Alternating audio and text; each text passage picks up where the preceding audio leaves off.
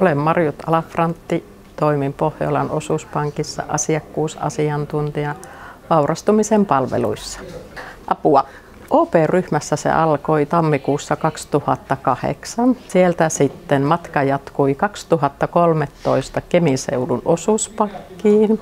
Syyskuussa 2023 sitten irtisanouduin ja lähdin kohti tuntematonta määräaikaisen virkaan valtiolle, mutta siellä tuli aika pian esille, että sydän sykkii oranssille, asiakkaille ja finanssityölle.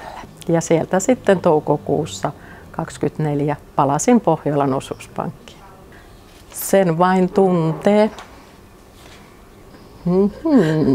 Tuntee, että on oikeassa paikassa, mahtava johtamisen taso, esihenkilöt, tiimikaverit, työkaverit, aivan huikea työpaikka.